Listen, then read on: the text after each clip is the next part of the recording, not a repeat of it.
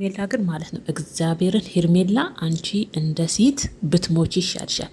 በዚህ ልክ የአብርሽ ቤተሰቦች እንደዚህ ሲያወርዱሽ ሳይ የእውነት በጣም ነው በሴትነት ያፈርኩት። ቤተሰቦቼ ዛሬ እንግዲህ ቤዛን ሁላችሁም ታውቋታላችሁ፣ የአብርሽ እህትን አዲስ አበባ የምትኖረውን አቤል እንግዲህ ቡታጀራ ላይ እየተፈለገ ስለሆነ ሊታሰር ከቡታጀራ አምልጦ አዲስ አበባ ገብቷል።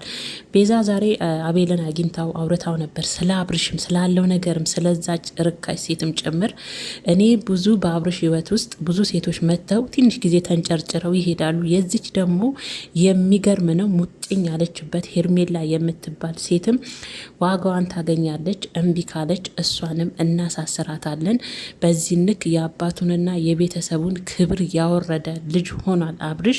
ይሄን ነገር ደግሞ ማስተካከል የምትችለው አንተነህ። ነገሩን የበጠበጣችሁትም እናንተ ናችሁ። እኔ ሩታን ሄጄ የማናገርበትም ድፍረት የለኝም። ሁሉን ነገር እያበጠበጣችሁም ያላችሁት የቤተሰብንም ክብር እያወረዳችሁ ያላችሁት ከገዛ ወንድሜ ጋር ሆናችሁ እናንተ ናችሁ። በዚህ ንክ ነገሩ እንዲባባስ ያደረጋችሁት ሁላችሁም ደግሞ ትታሰራላችሁ፣ ዋጋችሁንም ታገኛላችሁ ይህን ነገር ካላስተካከልክ በማለት ቤዛ እንግዲህ የአብርሽ እህት አቤልን አዲስ አበባ ለካ ከቡታጀራ አምልጦ አዲስ አበባ ሄዷል። እሷ ላይም አቤል ላይም ብሩክ ላይም አላስፈላጊ እርምጃ ነው። ምን አላስፈላጊ ነው? እርምጃ ሊወሰድባቸው ይገባል ብዬ ነው የማስበው። በተለይ ዩቱበር ሆነው ወጣቱን የሚያበላሽ የትዳርን ርካሽነት ክቡር ሳይሆን ርካሽነት እያስተማሩ ዩቱበር ሆነው ዩቱብ ላይ የሚያስተላልፉ ወጣቶች በቡታጀራም ሆነ በአዲስ አበባ እግዚአብሔርን ሕግ እርምጃ ሊወስድባቸው ይገባል። ምክንያቱም በእነሱ እድሜ ውስጥ ያለው ወጣት ከእነሱ ምንድን ነው የሚማረው የሚለውን ሕግ ሊያስተምራቸው ይገባል ብዬ ነው ማስበው። ቤተሰቦች እውነትም ሆነም አልሆነም እንደዚህ አይነት ዩቱበሮች የረከሱ ዩቱበሮችን ሕግ እርምጃ ሊወስድባቸው ይገባል። እና ዛሬ እንግዲህ ቤዛ በጣም ተናዳ ነበረ አቤልን ያገኘችው። በጣም ማዝናለች። በገዛ ወንድሟም ተከፍታለች። የአባቱ ስም የሚነሳበት ሁኔታ የቤተሰብ የሱስ ክብር አንደኛውኑን የሱን ክብር አንበሸቅጦታል ነው። አዎ የሱን ክብር አደፍርሶታል። የቤተሰብን ክብር ግን በዚህ ልክ ማዋረዱ ተገቢና ልክ አይደለም። ስለዛ ነገሩን አንተነህ በዚህ ልክ እንዲሄድ ያደረጋችሁት። ከዚህ በኋላ በህጉ የሚመጣባችሁ ወንጀል ቀላል አይደለም። አንተም ከቡታጀራ ወደ አዲስ አበባ አምልጠህ የመጣው ለዚሁ ነው፣ እርግጠኛ ነኝ።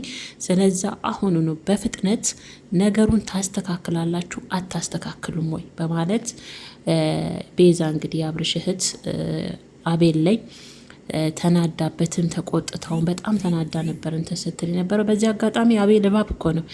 ታላቅ ስለሆንሽ ችግር የለውም አንቺ የአብርሽ እህት ነሽ፣ ምንም ብትይም ቤዛ አከብርሻለሁ። እሺ ከማለት ውጭ ምንም ማድረግ አልችልም። ነገሮችን እሺ አስተካክላለሁ።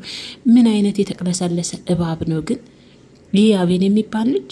በስማም የተቅለሰለሰ እባብ እግዚአብሔር ነው። ቤተሰቦች የምላችሁ እና እህቱ ትክክል ናት። አብርሽ የራሱን ክብር ብቻ ሳይሆን የቤተሰብንም የተከበረውን ቤተሰቡንም ክብር ነው ያዋረደው በዚህ ልክ ማለት ነው። ስለዛ ህግ ደግሞ እነዚህ ላይ በደንብ አድርጎ እርምጃ ሊወስድባቸው ይገባል። ሄርሜላን ጨምሮ ማለት ነው። ስለዛ ሄርሜላ እኔ በሷ በኩል ቢሆን የእውነት ሴትነቴን በጣም የጠላሁት ዛሬ እሷን እንዲህ ስታንበሻቅጣት እንደነበረ ብትሰሙ ሴቶችዬ፣ ሙጭኝ ያለችበት ነው ያለችው እኮ። ብዙ ሴቶች በአብርሽ ህይወት ውስጥ መጥተው ይሄዳሉ ትንሽ ጊዜ ተንጨርጭረው አለች። የዚች ግን ሙጫን የሆነችበት ከህይወቱ ቱጣ ካልሆነ እርምጃ ይወሰድባታል። ሙጭኝ ውርደት እኮ ነው። እግዚአብሔርን ባለፈም ኤፊ በዚህ ልክ ርካሽ ሴት እያለ ሲሰድባት ነበር የገዛ የአብርሽ ወንድም። ዛሬም ቤዛ የአብርሽ ወንድም እቺ ሙጭኝ ያለችበት ርካሽ ሴት ናት እያለቻት ነው።